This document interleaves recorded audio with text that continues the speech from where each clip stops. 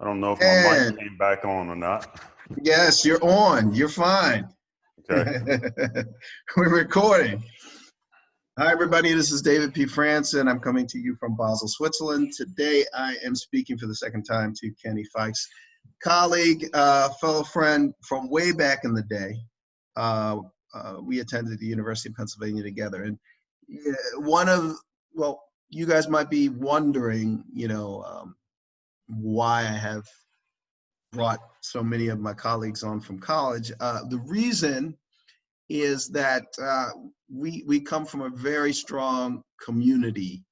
We built a strong community there, and we are still in contact, more or less, virtually.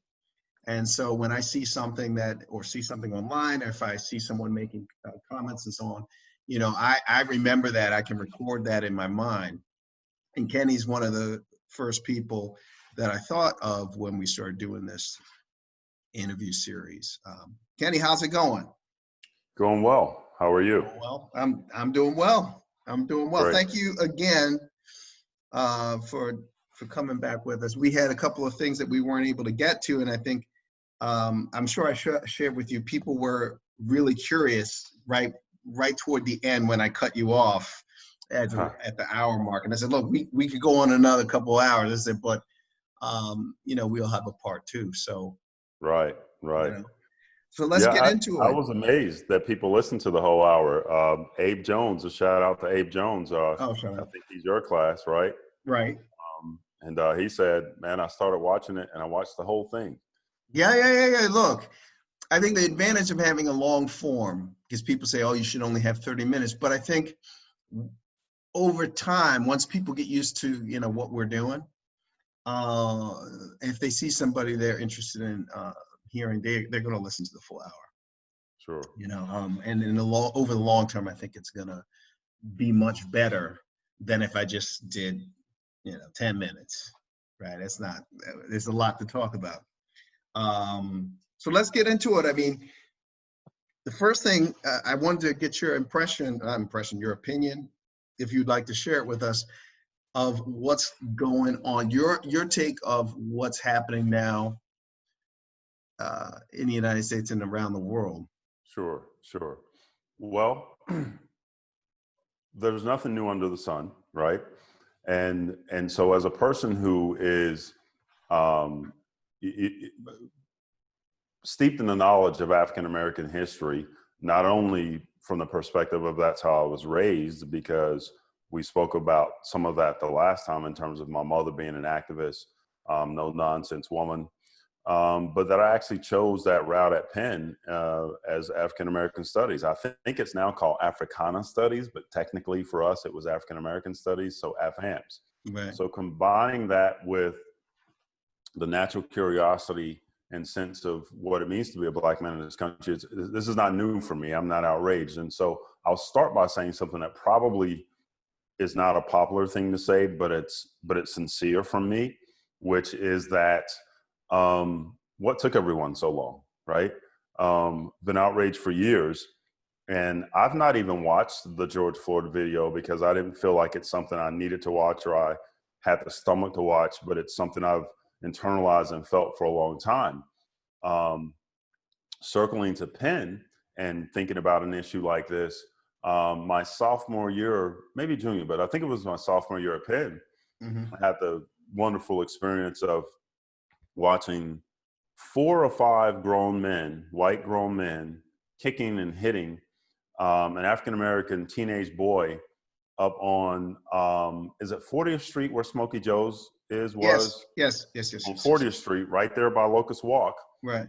And I rushed in to just, roll up my sleeves, figuratively, literally, like, we'll probably lose because there's a bunch of them, but I'm not going to watch this happen. Right.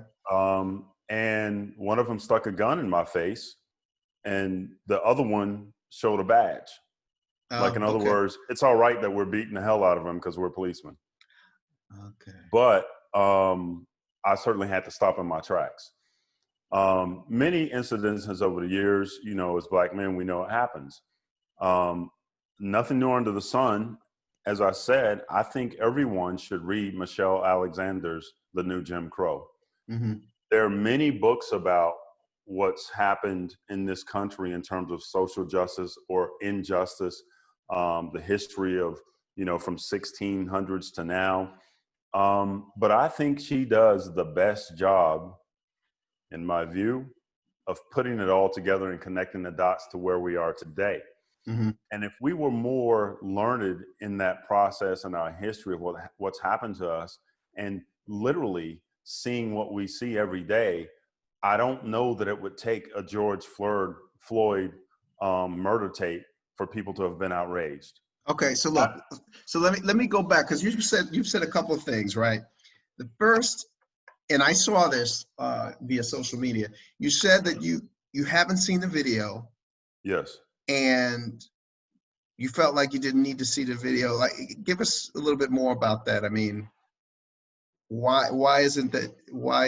Because it's almost as if if you're a black man and you're out there, you're required to see the video. Does that make sense? It makes sense, but I like analogies. Uh-huh. If I were without ice cream as a 10-year-old boy, and my family can never buy me ice cream, we just have rice and beans, and your family has ice cream, and you walk by me every day licking it, going, na, na, na, na, na. At a certain point, I don't want to see it anymore. I'm just not going to look. Right. Right? I don't need to know it. I know it. It's internalized as just like breath.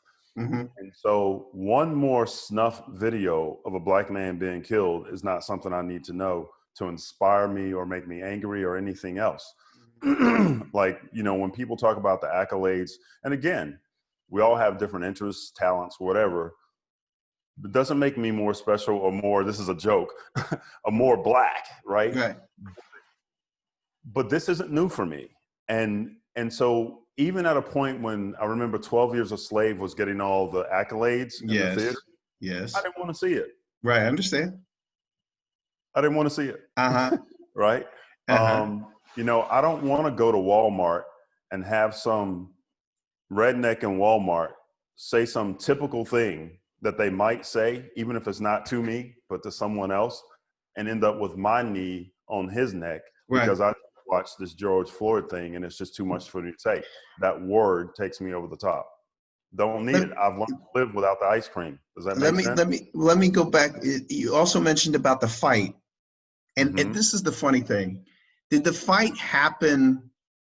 Did other people besides you jump into it, or did some people come and get you, or did they hear about what? Did people, after it was over, did you tell anybody about it? Did anybody hear about it? Let me give you a country boy thing that I experienced 3 times. Uh-huh. All in the first 3 years. And maybe 1, 2, 3. I just told you the second year. I'll go back to the first year. And I'm going to label this no sense of outrage. Right. Again, not special, just a country boy. I'm going to shout out to Abe Jones again. If he had been in my shoes, I think he'd have done the same thing. Freshman year, I was coming out of a movie theater downtown Philadelphia, Walnut Street, close to Broad Street. And as I come out, I see across the street this guy beating his girlfriend, partner, someone just hitting her, beating her up. So Mr. Country Boy Superman runs across the street and pops him. I didn't say, hey, buddy, you ought to stop. I just ran across and hit him in the face. Knocked him down. I won't take extra time by having you guess. I'll tell you what happened. She jumped on me. That's the first year. Second year, I'm walking with my girlfriend at the time, who later became my wife, whom we have 2 beautiful children together now. We're not married now, but she was a Penn student at the time, grade. We were walking. We were going somewhere, and all this activity, the hustle and bustle of a city is happening. And, in my mind, it's like people are talking here, people are riding a skateboard there, people are about to go into Smokey Joe's there, and somebody's getting beat up over here. It's just like a part of the scene. And me, I'm like, grown white men, not that the color should matter in that case, but it makes it worse. It exacerbates it. Grown white men beating up a teenage black boy. I just walking by that? No. That didn't Mm-hmm. happen. The third time, sense of outrage, I actually had taken a trip up to New York. I think I was hanging out with Stephen Bussey. Right. I'd gone somewhere else on my own and taken the subway, and I was coming out. And as I hit the platform, some guy fell when he had a seizure. I'm Right. not trained in anything like that, but it seemed like people were just walking around him and stepping around him. And I Right. had something with me I don't recall. Could have been a book, could have been my wallet. And I stuck it in his mouth to try to help because the guy's just on the floor groveling, like biting his tongue or whatever Uh-huh. you hear that happens. And that was my third experience as the country boy up north, where people seem to have no sense of outrage and just walk by it if it's not Right. their business. Right. I hope that's not too much off subject of what you asked me, but I think it's. No, because it's familiar. It's familiar. I mean, I grew up in Maryland. Maryland is not currently, it's not considered the South. I don't know if it was considered the South when you and I were in school, but from my point of view, it was, and it still is. Yeah. And my parents, particularly my father, has had a similar viewpoint, right? So when we moved to New Jersey, I'll give you an example. There was we lived in this, like, it wasn't a lush suburb, but let's say if you were going to the more expensive part of this area, Millburn, going toward Short Hills in New Jersey, it really was a nice drive, right? So you're on the road, it's a small road, and in the middle of a road is a black man, looked like he is homeless, in the middle of the street, and people were driving around him, but they were driving really fast, right? So Right. my father sees this, and I think he passes, then turns around, goes back, and parks the car on the side and takes the guy and pulls the guy out from the middle of the street to the side of the road, gets back in the car, and we continue to drive. Like, I will never forget that. I will never forget it as long as I live. Right. And there are moments like that, right? There's another moment, and I'll share this with you, where I worked in the Livingston Mall for a company or store called the Children's Place. And I'm young. I mean, it may have been like 16. But like in the mind, probably younger, right? So the manager was black, young woman, and we were in the store and there was a shoplifting, right? And I caught the shoplifter, and it was just very, like, it was an impulse, right? Like I did something, like, because it felt wrong. I just, said, hey, stop, or something. The cops were then called, and then they had to come back and talk to me because they wanted to, I guess, verify the story. Well, when they took me outside and they put me in the back seat with the person who I identified as a shoplifter, Yeah. right? So I'm looking at her, she's looking at me, and it is the weirdest thing, right? Because I'm like, I knew something was not right about it. So I go home and tell my father. Well, my father flipped. He called the manager, who was black, a young black woman, and he lit into her so hard that changed the dynamic of my relationship with her from the rest of the time that I worked there. She always would say, "Oh, I don't want your father calling me. I don't want your father calling me." And I tell you these stories. I mean, there was maybe a couple of other incidences, but I understand what you're talking about. I mean, I didn't jump in and stop fights. I mean, I can tell you that right now. I mean, Hey, and think about times when it could go both ways. Very quickly, as a story, I was about 16 or 17 in my hometown of Chapel Hill, North Carolina, leaving. If anyone from Chapel Hill watches this, they'll know Woolen Gym on UNC's campus, where we all played basketball. Walking back home through downtown, long way to get some food. There was a bank there called North Carolina National Bank, and about a block away. So I happened to have been wearing something like a blue shirt and blue jeans and had a whatever color backpack and a baseball cap. And police car at the intersection of Franklin Street and something skids in front of me and says, "Hey, stop." Now, they don't do this sort of 2000. It's funny, right? Because we're going forward and it should be better now. But Right. they don't do this 2020 slam you on the ground. They were very polite, like, "Hey, young man, Right. just have some questions for you. Can you wait?" I asked what. They didn't tell me. They said, "Wait a few minutes." I can't tell you if it was 30 seconds or 3 minutes, but another cop car comes scooting up. There's a white woman in the back. They point to me. She looks and she goes, "Mm-mm," like this, right? Oh, I'm geez. doing the noise. I couldn't hear her, but she goes, "No." Right. She leaves. They say, "You can go." They never told me why. When I Uh-huh. got home, I found out that NCMB bank had been held up, and the description was a guy wearing what I was wearing. Oh, geez. Here's the deal. Black male, approximately 6 feet, short hair, stocky build. Uh-huh. And I looked at my mom. I was like, "That's all my friends almost." Right, right, right, Right? right, right, right, sure. So now what if that woman had been of the variety that says, I don't know, maybe kind of, yeah, that's Right, him because they right, look alike. right. And then they proceeded, right? So the things that happen and the things that don't happen, but that could potentially have happened as a Black person in this country, particularly a man, you got many stories.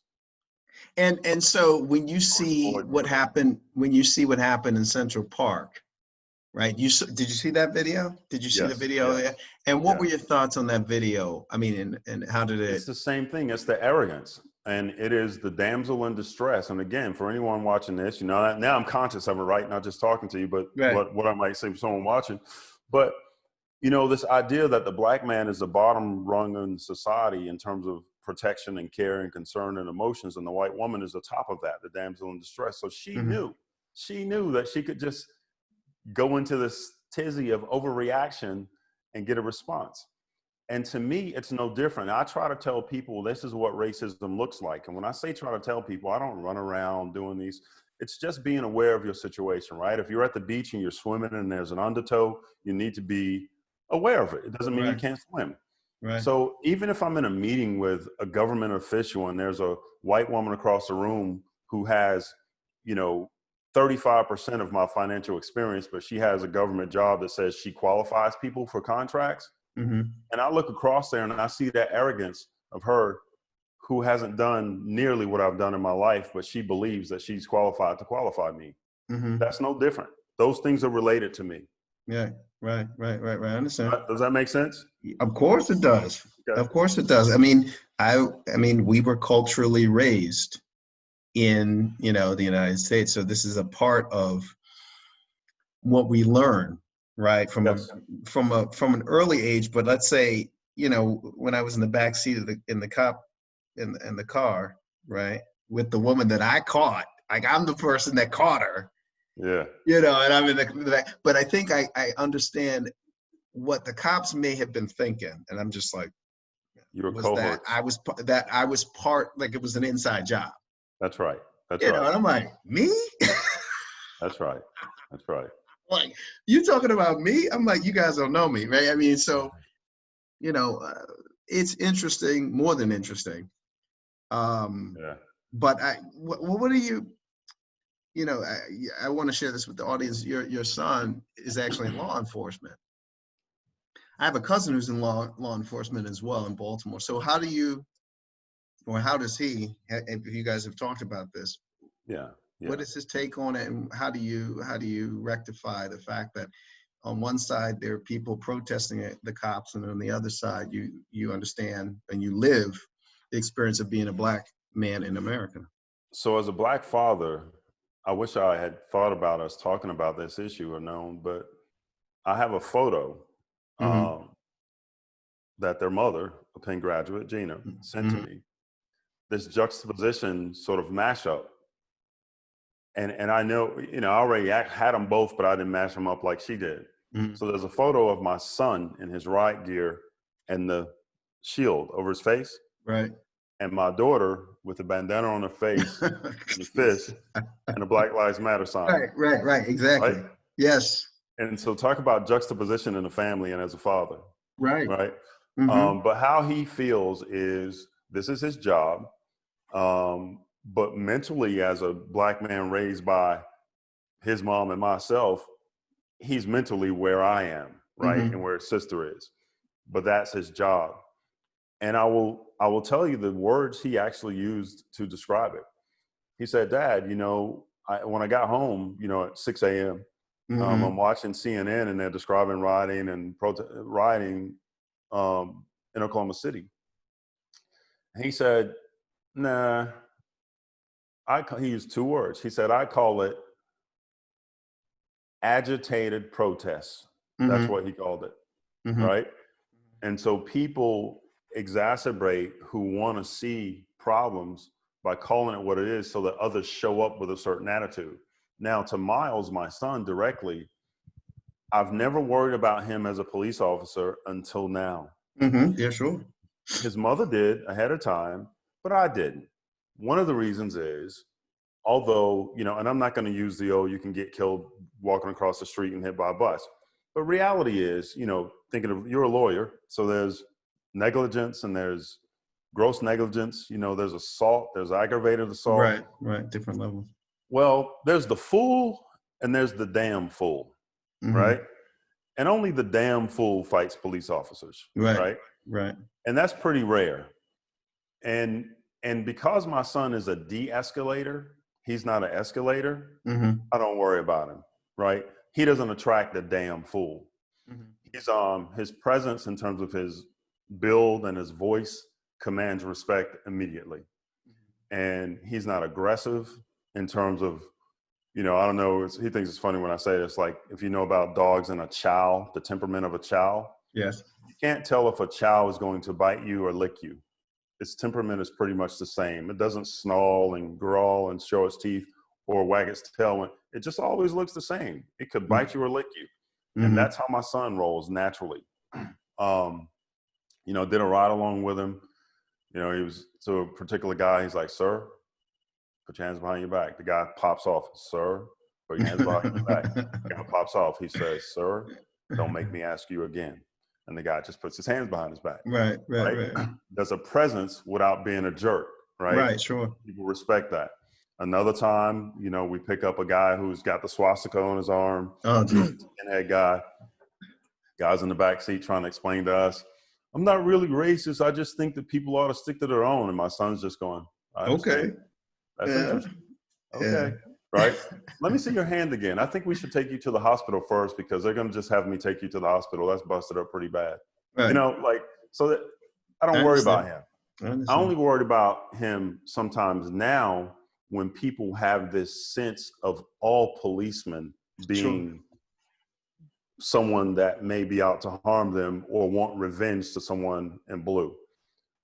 So that's my sort of feeling about it right now, but he's really kind of laid back about it. And, it's kind of funny. Hope I'm not telling on him, but in the COVID-19 part, not the riding part, he was like, Dad, this is a good time to be driving without a license or have a busted tail light or something like that. If it's not dangerous for public safety, I'm not messing with him. Right. Sure. I mean, like on the scale, it's very low. It's very low. Yeah. Well, I mean, now that you brought this up, or you've given me the responsive answer, there have been calls for the defunding of police, of the police department. Yes. And I bring this up because this will ultimately get us to a subject of Republican versus Democrat, or you as a Republican.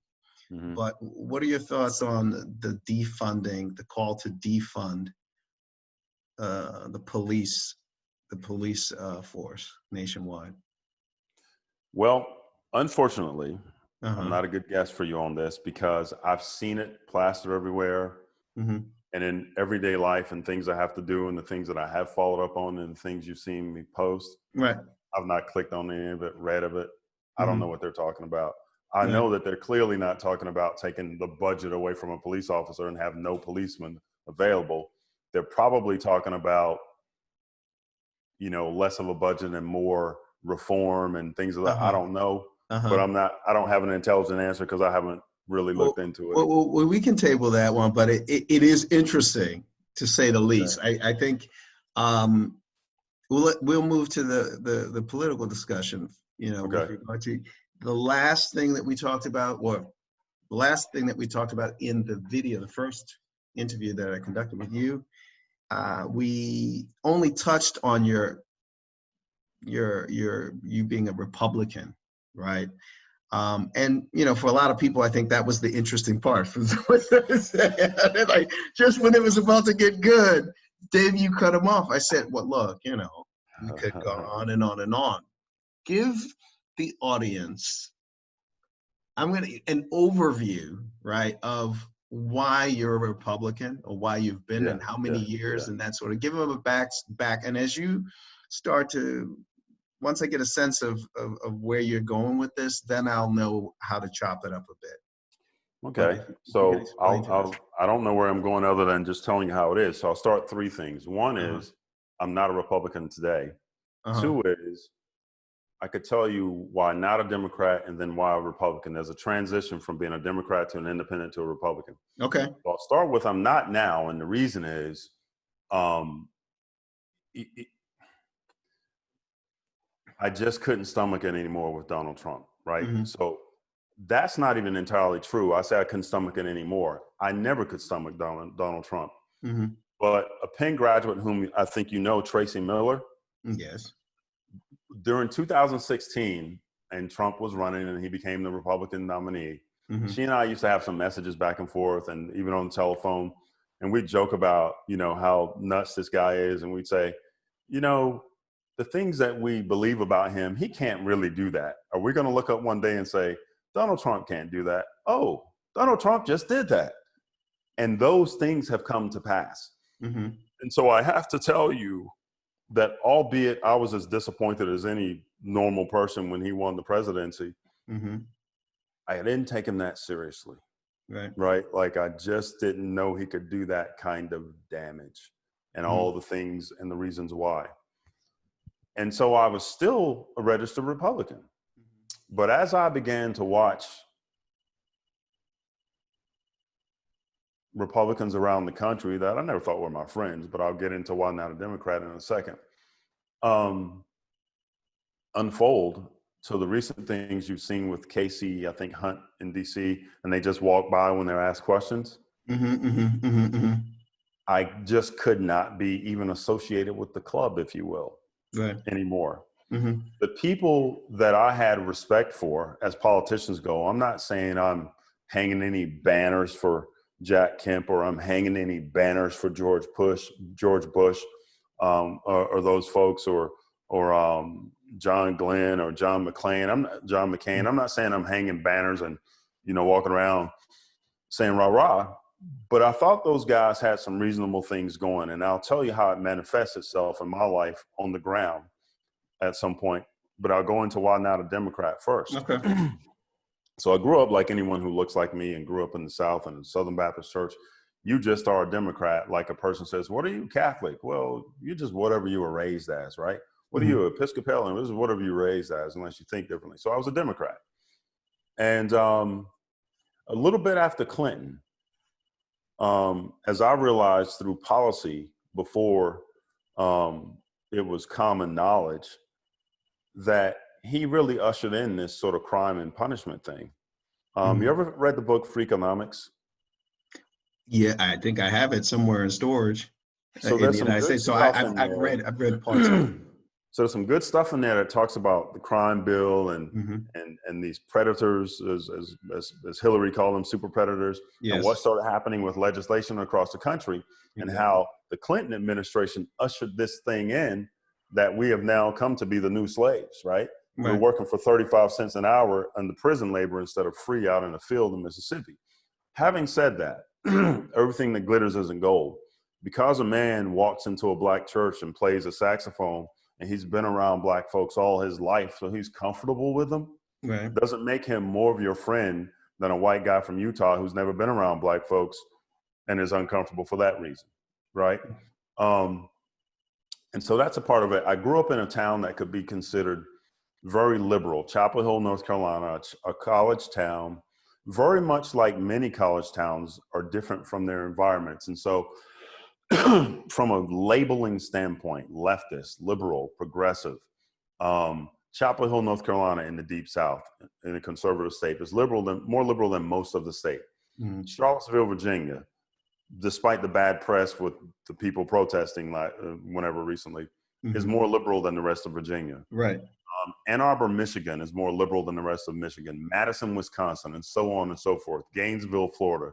Those towns, because of the sort of, when I say intelligence quota, I mean from reading and exposure, tend to be a little more progressive. Right. With that said, I grew up in a place where everyone was kind, everyone was nice. Black children and white children visited each other's homes all the time. And it seemed like this bastion of, in fact, they used to call it the hippie hill, Chapel Hill, the hippie hill, like free love, right? But you look over time, the haves were the haves. Right. In 1977, when I was 10, and the have-nots were the have-nots. And in 2020, at 52, the haves are still the haves, right, and the have-nots are the have-nots. And we continue to have the same, not just brutality issues with like policemen and leading to the George Floyd stuff and all that's been going all along, but financially, the same.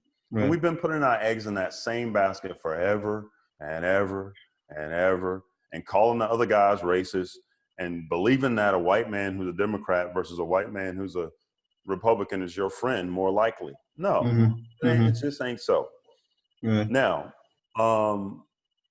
is it true that people like Strom Thurmond and Jesse Helms, Strom Thurmond from South Carolina, absolutely, Jesse I know Faircloth from North Carolina, is it true that those true Klansmen from the U.S. Senate aligned themselves with the Republican Party? Yes, that is true. Yes. Yep. Yes. Are the fat people in the gym? Yeah. You can still go to the gym and get in shape. Right. So I'm sorry if that's politically incorrect. Say fat people. No. Look, I hear what you're saying. So that's my point. And Democrats have done nothing for Black folks in this country other than say, hey, let's be nice to them. Let's give them a sense that we'll take care of those who can't take care of themselves. This cyclical process of programs and whatnot. And I'm not buying into that racist line about, a welfare queen or something crazy like that. But this idea, this is one thing I did like about Clinton. Clinton came in and he said, he basically said, I don't believe in welfare as we know it, but I do believe in supplementing the system. So if a man or woman works 40 hours a week and they still can't pay their bills, we'll supplement that. And then we'll add programs to get them off in training. Well, really his policies were more some hybrid of Democrat and Republican anyway. And that's where that came from. On the ground, a real life example, because there's so many things in my head, I'm really not sure where to go, but I'm just giving you some touch points. So in Oklahoma, I had a lot of success with minority contracting and training dollars for minorities, because here's how I posed it. Instead of going in and saying, hey, taxation without representation, you racist, we don't get any work. I went in and said, everyone already knew the backstory. I went in and said, hey, small businesses need to grow because they can't compete when they have to bid on the same types of work that large companies, because they don't have the same kind of overhead. We don't have the money to cover those overhead and things of that nature. So let's call it small business. Wink, wink. Right. As a matter of fact, the majority of Black businesses are, by definition, small businesses. Particularly when you think about doing work with, say, the federal government, and a small business in construction is defined as your last 3 years of average gross receipts are $37.5 million. Right. Ain't a lot of us doing more than $37.5 million in gross receipts on average for 3 years. We're small businesses. Right. So I went in and secured funding for small businesses through Republicans, and those Republicans knew that I meant Black businesses. Sure. But in their minds, and this is the part about negotiation, I will not give credence to that whole pull yourself up by your bootstraps, because I did. We know all the problems with that line. Nevertheless, if I say small businesses and what we want is a way to build what we're building in our community without asking you for any help, they're down with that because it fits their narrative. Right. Now, in a scenario like that, when the Republicans say, yes, Kenny, here's this money, a few times, when it didn't happen, let me tell you why it didn't happen. And by the way, politics is local. It's different in different places. You might want to be a Republican here and you might want to be a Democrat there to get done what you want to get done. Right. I understand. And so when I didn't get funding for Black businesses, dresses, small businesses, is because, so in Oklahoma, every state is a microcosm of the federal government with the three branches: judicial, legislative, and executive. In Oklahoma, at least then, the executive branch is really kind of pomp and circumstance. There's no real power there, right? You veto stuff and you agree to what the House and Senate agreed to, and you're an arbiter. The Senate was like the big brother with the power, smacking the little brother around the House of Representatives. Yeah. But the fourth branch of government, I'm sorry, so those are the two, legislative and then the judiciary. But what's like the power in Oklahoma, the Board of Regents has the power that they're almost like a fourth branch of government, even though they don't really appropriate their own money, but they get a big bucket and then they reappropriate it how they want to. So because my stuff was education and training for Black companies, Republicans are like, yes, that's a great idea. We don't like welfare. You want to train companies to be independent. We love it. So we get the money, but it goes through the regents because it's training. Well, the white Democrat head of the regents wants his white daughter to be the hero. So that money goes to her training to help little Black kids in the ghetto. Yes. So that's what Democrats have given us for years and years and years. They want to be the liberal heroes. Is it really about you? Right? Like, it's nice and it's sophisticated to do something for those little poor kids. Right? Well, let me ask you this. I'm simplifying it, and there's a lot of problems with that, but that's the overview. But I think we've come to the point, and I think this is my position on it. You know, our peers are in our, like early to late 50s, the ones with, maybe 5 years out from where we are, front and back. And I don't think it's a question of whether you're a Democrat or a Republican anymore. I think it's gone so far that I wouldn't necessarily say it's irrelevant. It is relevant, but you've given us some points which are, it's relevant to you, right? Your choice is relevant to you and how you perceive, partly the world in which you live in. And as you say, all politics is local. So again, the fact that you are affiliated with a group of people in Oklahoma that see where you're coming from also helps. Also, like, let's say, for example, at this point, it's not as if things are very different now. Yes, it's still the same. There's still things that are happening that are the same, but all of us have access to information now because of the internet. And what that does is that's a leveling, an equalizer in some way, at least with yourself, as you're starting to do for yourself and develop yourself. It puts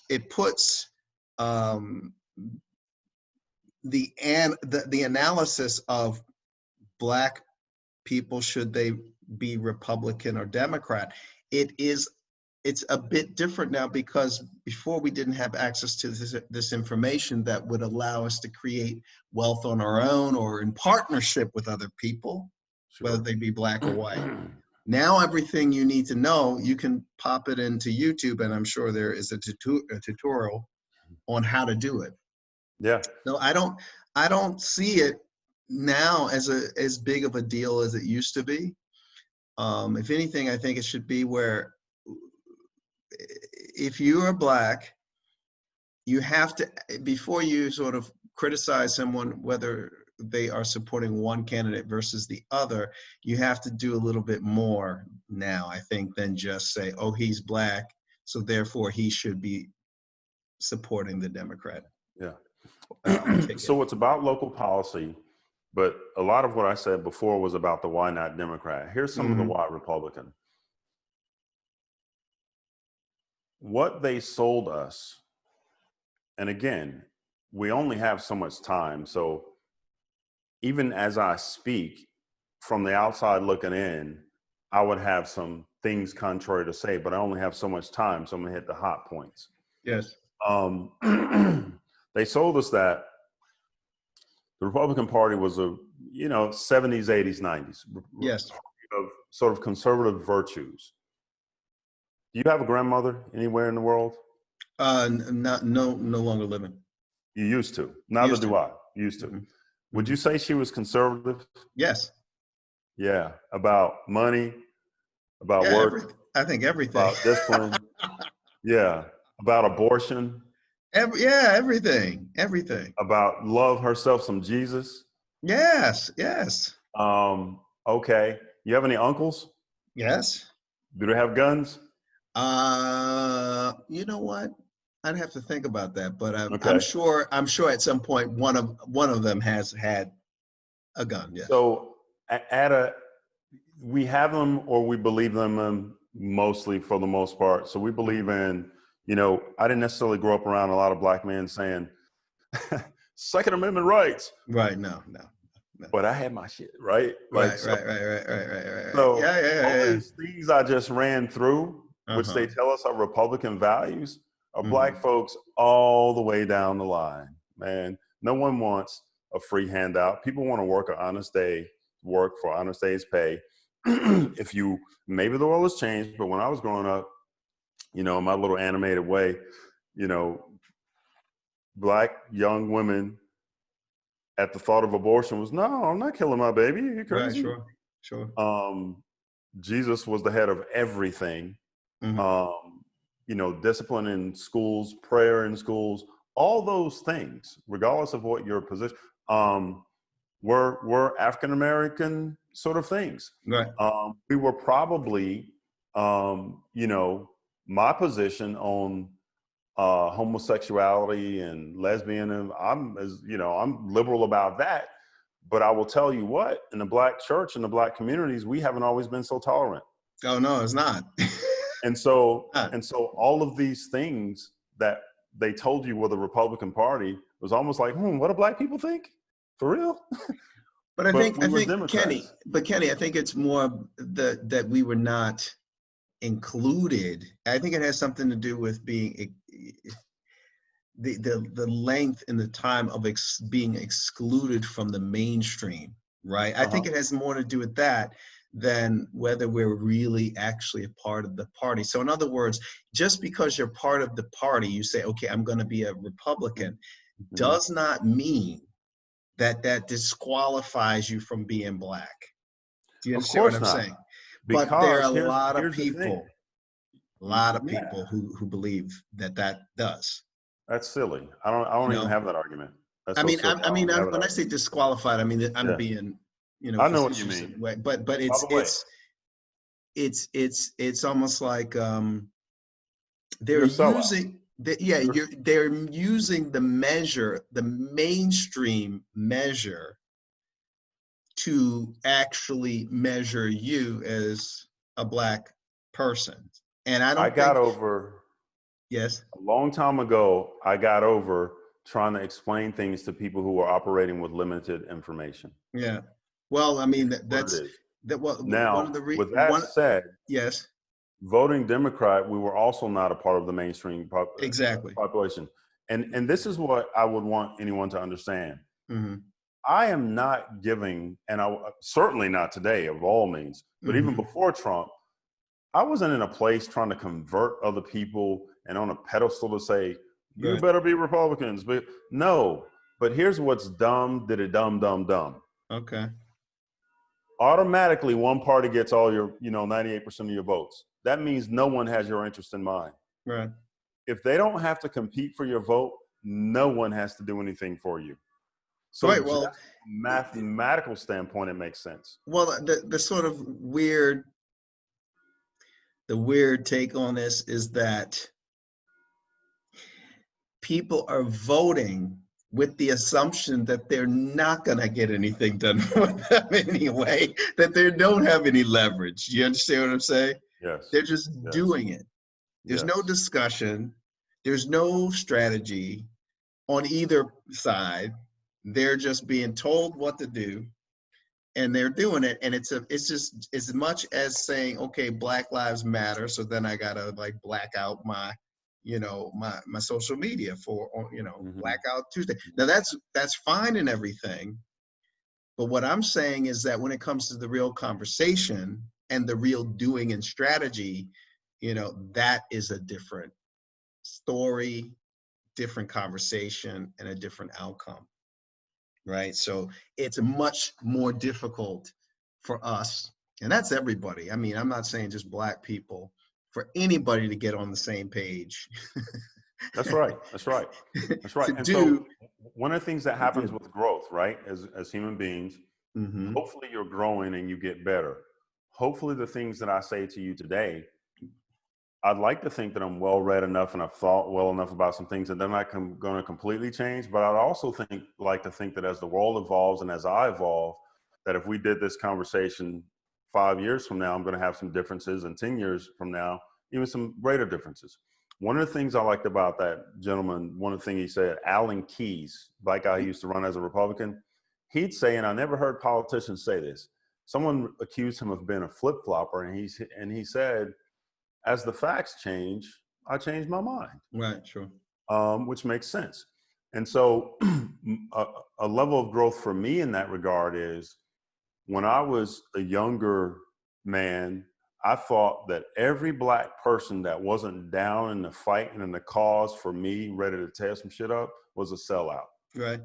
That's what I thought. Right. That's Right. not I true. mean, That's it's not true ridiculous. at all. Yeah. Right. That's ridiculous. Right. That's a 21-year-old talking. Right. But that's what I thought, right? Because I was so passionate about it.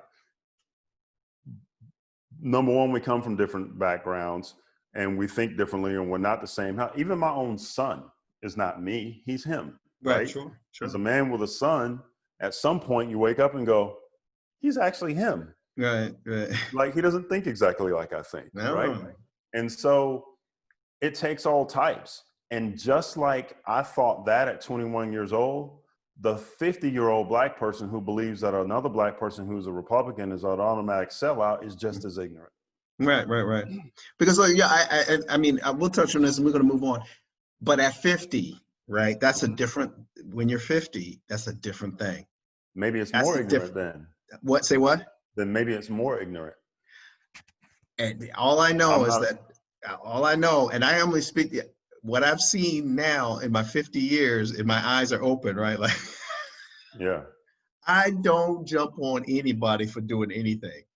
Not at 50, right? I mean, I don't find it that I need to be convincing. Even though, look, the fact that I have this platform, the fact that I believe is necessary, there is some aspect of that in doing this.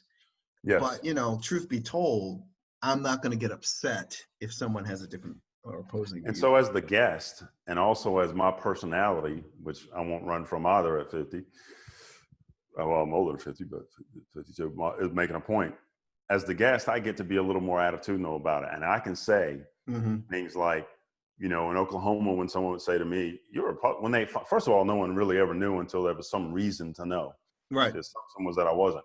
But my sort of in your face answer was, and what have you done for Black people? Let me tell you what I've done. Sure. And that sort of shut down the conversation. Yeah, well, I mean, it's interesting, isn't it? Yeah. It is interesting. I mean, we could go on. Let me ask you about Black businesses. I have this as down on the list of things I want to. You touched on small businesses being framed, or Black businesses being framed as small businesses. What is your take on where we are with regard to Black businesses or being in business? Do you have a viewpoint on that? I do. So what I'm going to tell you is mostly opinion, right? Empirical experience. I haven't commissioned any studies, but I believe that the majority of Black businesses that are small businesses, and I'm going to make it even smaller, not the government, not the federal standard of construction, 37.5 million for the last 3 years, average gross revenue. I'm going to say on average, typically 2 million in gross revenue or less, with profit margins of 10%. So they make 200 grand a year, and after taxes, they put 120 in their pocket, and they make 120 grand a year versus working for a corporation at 120 a year. That's what I'm going to call the typical Black business, whether it's no matter what it is. I think the majority of them are entrepreneurs because they had to be, meaning something went wrong or the job market was different, right, and have the connectivity. Probably only remember I said I'm guessing? Yes. I'm just like going, bringing it up from years. I think maybe 40% of them have college degrees, but the ones who do well are significantly financially more stable than those with college degrees in the Black community. That's right. And the ones that don't do well, it's a lack of either training or capitalization. The training would be, I'm very good at what I do. Maybe I used to work for a major shop doing sheet metal, and everyone says, hey, Kenny, everyone in the surrounding 6 counties come here because you're the guy who does this sheet metal and they want you. And then someone says, boy, go do your own business and you'll get it all. And I go do that, but I don't understand finance and marketing and managing a property and managing people. I just know how to sheet metal. Sure. And that didn't turn into a business. Like someone who knows how to cook, it doesn't turn into a restaurant. No. Food. So it's training. The other one is undercapitalization. So when I go back to that town I grew up in, Chapel Hill, that's liberal and everyone played nicely. Right. The things that still are segregated, schools got integrated, hospitals are integrated, funeral homes and money never really got that integrated. No, I get it. White people bury white people, And Black people bury Black people. Churches got a little bit, but in the mega churches. And in money, they loan family money. That means other white people. Right? Because if you believe that all the white folks who go get $5 million loans have great credit and all that, they don't. I understand as an entrepreneur that personally, I'll share this information. It's not a big deal. It just is what it is. Depending upon when you catch me, my average credit score may be as low as 620 or maybe as high as 775. I get it. But that's based on how much credit I'm using, what my debt to income ratio is. Those kinds of things matter and drive the score up and down. And so sometimes I manipulate it. I know I've got to do something in December, so I'll start paying a bunch of stuff down to boost the score so I can get what I want. Exactly. Then I go, that credit again, right? Right. So I understand that process. I understand I also have access to capital, different sort of not typical life. But so it's access to capital and training. And then the other thing is this. By the way, I said some of us had to become entrepreneurs. I'll tell you that story in a second. That's why I did. I didn't have the cojones to jump out there right away. I had to, and I'll tell you why in a second. But a lot of us who are very talented and can run small businesses or large businesses, we're running a division of a corporation. So we go work for Procter & Gamble or Quaker Oats or GE, and we're an executive and we like that look and feel. And you pick a number. I don't know where they are. They make 300 grand a year. They make 700 grand with bonuses and whatever, right? And that feels good. They don't want to be an entrepreneur. That's easy money for them, right? Like after a while, that's like riding the bicycle. I'm not saying they don't work hard, but it's just what they do, right? Well, other things can happen. I'm a recovered alcoholic. I haven't had a drink in 12 and a half years. I drank myself to a place of not having good credit scores, had a couple of DUIs. And so at my level, at my executive level and where I was, I kind of drank myself out of that level, right? What do you mean by that? What when do I you got mean by that? myself recovered, what's that? What do you mean by that? Drank yourself out by Well, that out of means the. that you can't move from one spot to another spot laterally that's high. Uh-huh. A couple DUIs on your record. That's not going to Okay. work. Right. So Right. you had to move that way So I because of. said, I'm not going, like say at 40 years old and listen, whatever, this is my story.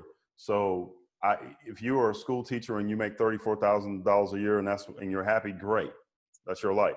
But for me, at 40 years old, I was like, man, I'm not starting at some junior exec level making 70 grand a year at 40. And like, that used to be my bonus or more. I can't do it. So I'm going out here as an entrepreneur. I'll figure it out. Damn it. Right. I understand. That's how I became an entrepreneur 12 years ago. Mm. I didn't just have the kahunas to do it. Yeah. You were forced.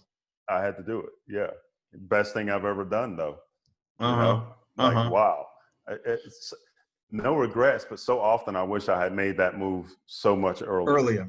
Yeah. Look, I'm following you right along. It's almost like what's good about talking to you is that, and maybe it's just a timing thing.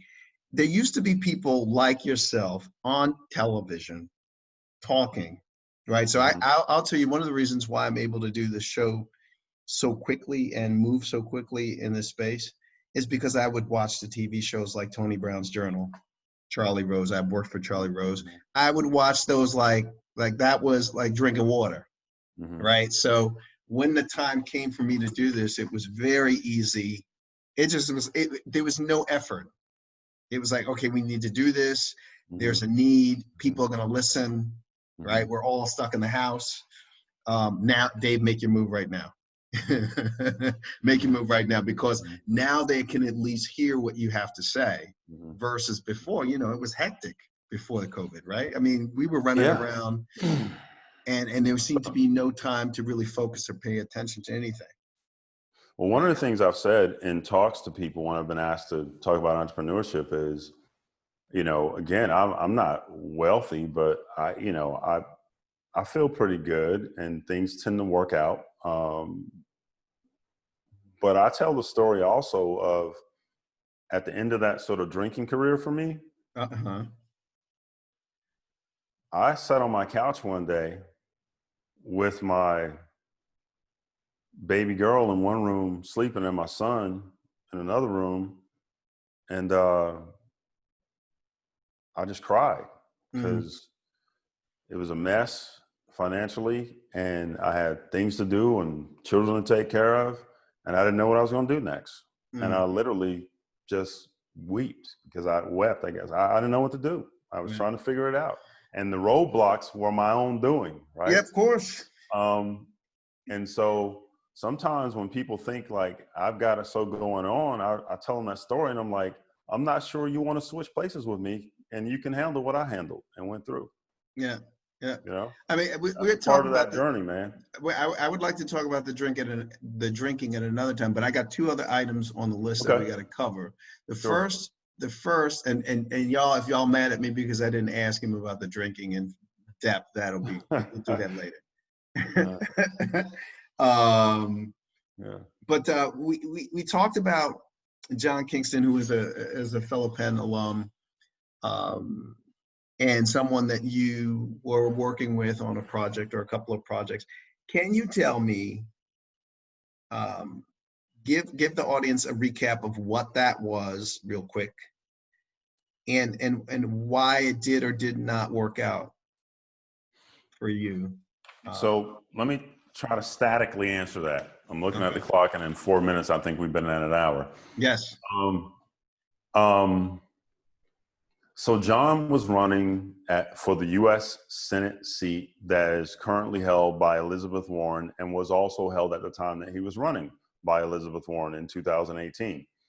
He wanted to unseat her as the Republican candidate. Although we see Massachusetts as a blue state, it does vote both ways. Like right now and at the time that had a Republican senator governor, had one before. And so John's thinking was, as a white male who had been, and when I say his thinking, I'm sorry. So John, you ever see this? I'm not in your head. My impression. That's what his impression. Okay. As a white male with a conservative political angle and agenda and view based in his faith primarily. But as an open-minded guy who pledged a black fraternity, Alpha Phi Alpha, an undergraduate at the University of Pennsylvania, that he could bring some people together under a conservative umbrella, not apologizing for his values, but saying that the things I believe for all people, right? Yes. All people are included, and all boats rise with the rising tide. And with that, I think he's aware that to promote diversity, you need a diverse team. I believe that John asked several people before he asked me. I don't know if I was his third choice or fifth or eighth or second, but it doesn't matter. I thought I could help him. And so I don't know. I haven't had this conversation with him for no particular reason. I don't know if the reason I wasn't really allowed to have more influence is because he just needed that face, right? Or not. But I wholeheartedly believe that I could help him. And if I'd been able to have some more influence, I could have. He had a campaign manager who was this, and you know, I keep bringing up race because it's relevant to this conversation and what you're asking me. Yes. Guy in his late 20s, Republican sort of strategist, South Dakota or North Dakota, had worked for some Republican think tank in DC. I didn't have a lot of respect for him, and I didn't think he was that smart. He was just on the radar because he'd been in the Republican machine and he'd been a part of a winning campaign, you know, like probably was on the gravy train, and I doubt he had much to do with it. And this guy was like my boss in the campaign. Right. Look, I get it. You know, I'm like, you know, really? Yeah, I could say more about that, but I'll be nice. Yes. But I saw things coming, almost like I'm riding on a train and we're headed to a wall. And I'm like, hey, we're about to hit that wall, and no one's listening. I understand. Yeah. And so I don't know if he'd have won because he was balancing this place between not being the redneck crowd.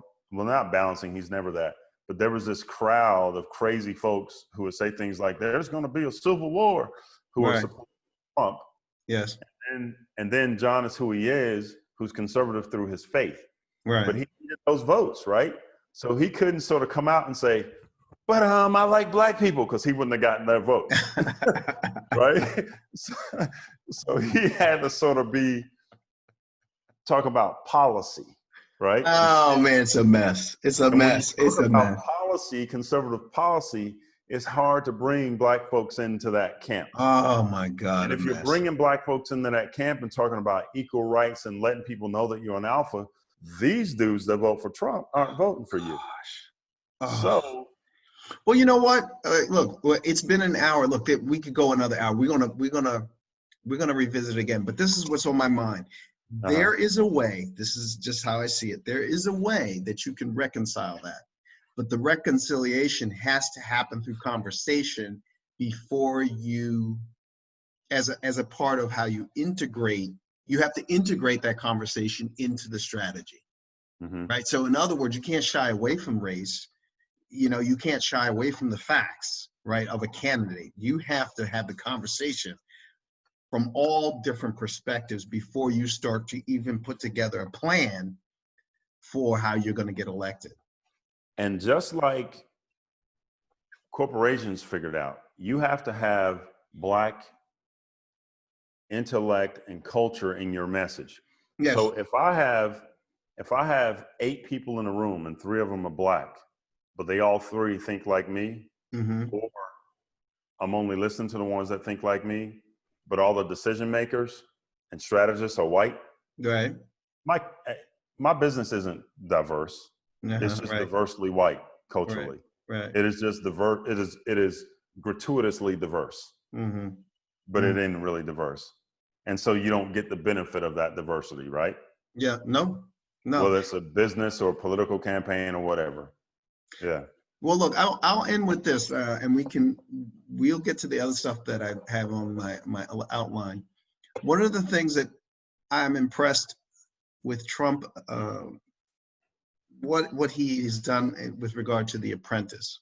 Next time I'll tell you about the time that I tried out for The Apprentice and I made past the first round twice. Okay. So I applied, I mailed in a tape and got a telephone call. And then the second time I waited online around the block, around Park Avenue to Fifth Avenue, and got in and got past the first round.